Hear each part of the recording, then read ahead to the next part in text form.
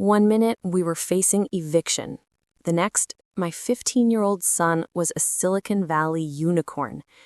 In just 72 hours, our entire reality shattered and reformed.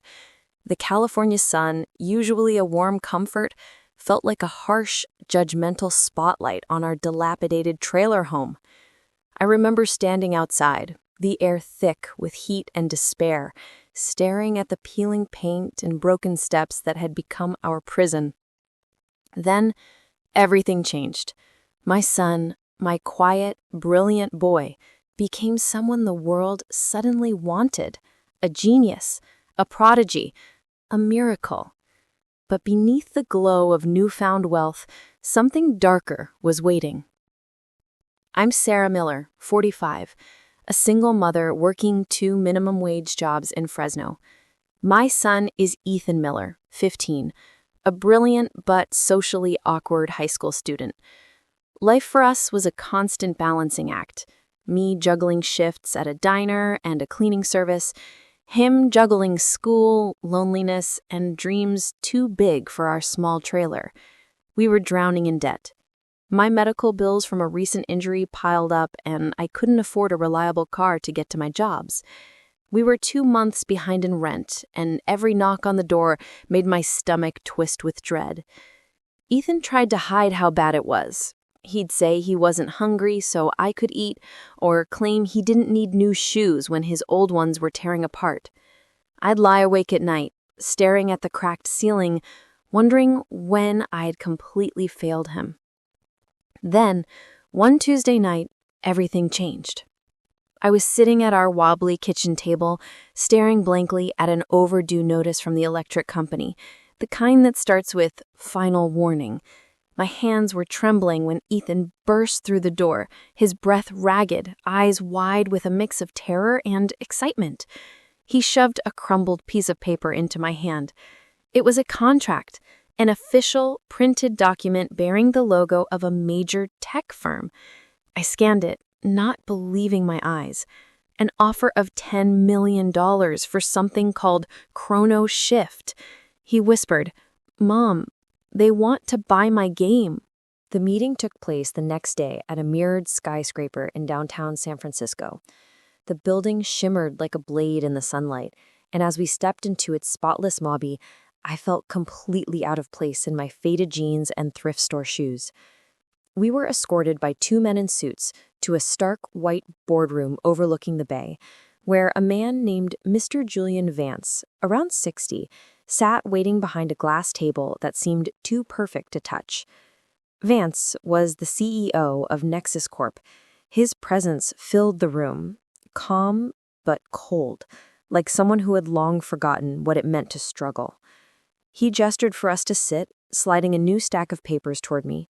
"Mrs. Miller," he said smoothly, "your son has done something extraordinary."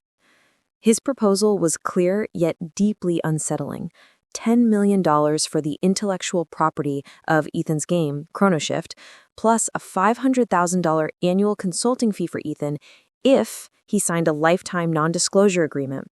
He emphasized that Ethan must never speak of the game's core algorithm again. I felt the air leave my lungs. "Why such secrecy?" I asked, my voice barely steady. Vance leaned forward, his eyes sharp. "Because this isn't just a game. It's a mechanism, a new frontier in computational dynamics. We're not buying a product, we're buying time. You don't need to know what it does, you just need to sign." He paused, letting the silence hang heavy. "Otherwise, we can reverse engineer it in 6 months, and you'll get nothing." I glanced at Ethan, whose hands were trembling in his lap. My gut screamed at me that something was wrong. But $10 million? $10 million could change everything. It was a lifeboat in the middle of a storm. That evening, the weight of the decision pressed down on me like never before.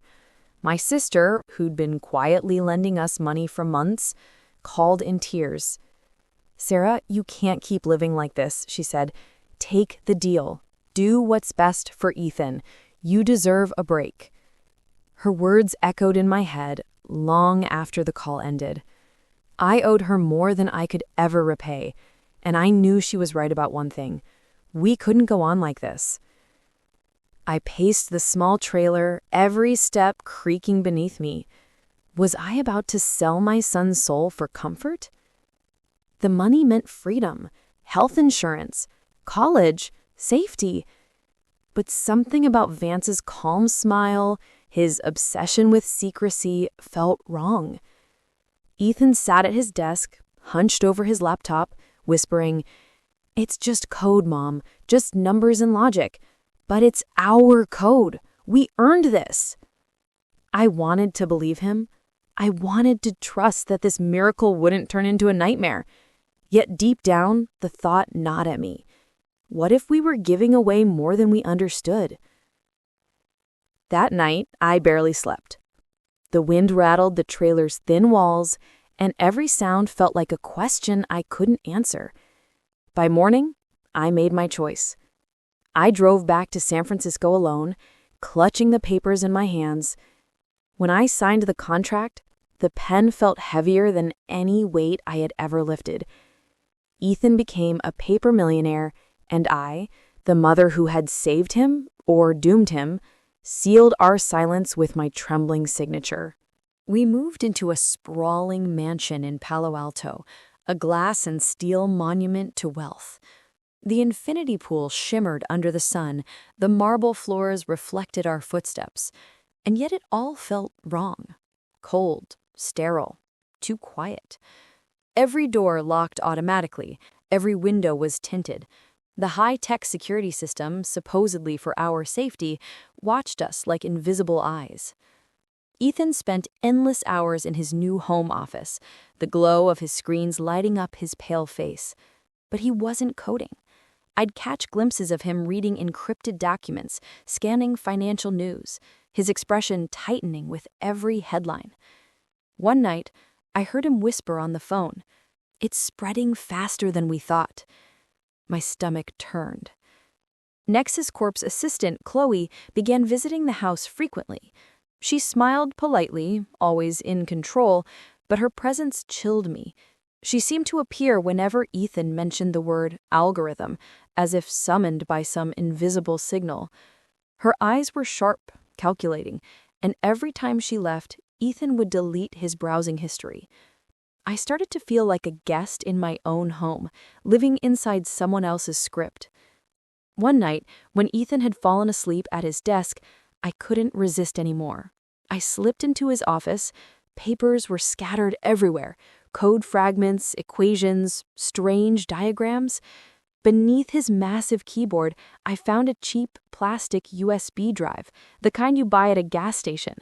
My hands shook as I plugged it into my laptop. A single diagram appeared.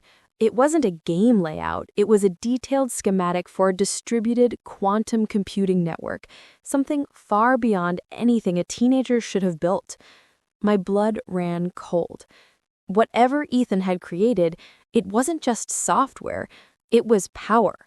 The diagram confirmed my worst fears. Ethan's so-called game wasn't meant for entertainment. It was the backbone of a new kind of distributed computing system. The algorithm didn't just process data, it predicted outcomes, learning and adapting faster than any known AI. Nexus Corp hadn't bought a game, they had bought the power to see the future. I dug deeper, scrolling through hidden folders until I found encrypted messages between Vance and his team. Words like market collapse modeling, election trajectory mapping, and real-time behavioral forecasting jumped off the screen. My hands trembled. They were using Ethan's creation to manipulate global systems, financial, political, social, all for profit and control. I waited for Ethan to emerge from his office. When he did, his face looked older, worn down by something heavy. "Ethan," I said quietly, "I saw the schematics." He froze, his eyes wide with guilt and fear. "This isn't about a game, is it?" He broke. Tears streamed down his face. "I didn't know, Mom. They said it was for AI research, to optimize global logistics, not this. I thought I was helping people. But they lied. They're using it to control everything. And suddenly, it all made sense. Vance's obsession, the NDA, the urgency, it wasn't greed driving him, it was ideology. He believed the world was too unstable, that only Nexus could impose order. He calls it stabilization, but it's manipulation, controlling My instinct as a mother took over. I didn't care about money, contracts, or luxury anymore, only about saving my son from what he'd unknowingly unleashed. "We're ending this," I told him. Ethan nodded, his face pale but resolute. Together, we devised a plan to sabotage the system from within. Using his consulting laptop, we built a modified, self-propagating virus designed to infiltrate Nexus's servers. But instead of destroying the network, it would inject a randomizer function, turning their perfect predictions into chaos. The next evening, while Ethan prepared the upload, headlights cut through the night. A black car pulled into the driveway. Then another, and another. My heart stopped.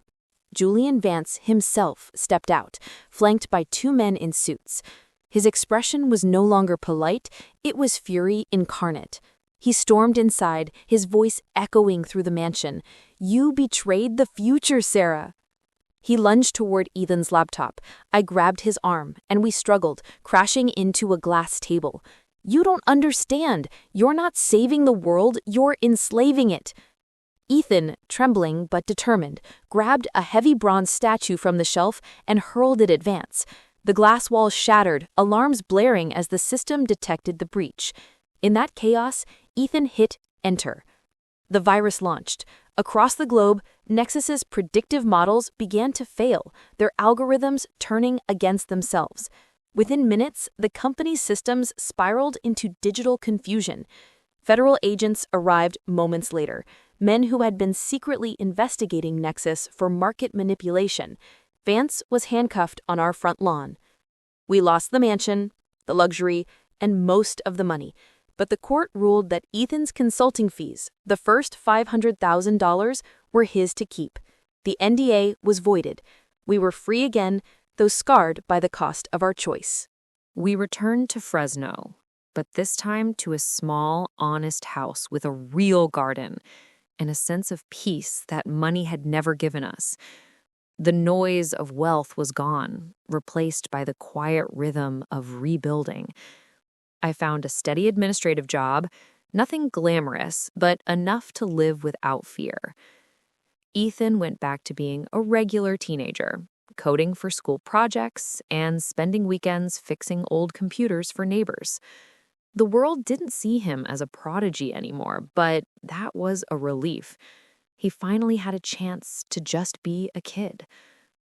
We'd lost millions, yes, but what we gained couldn't be measured.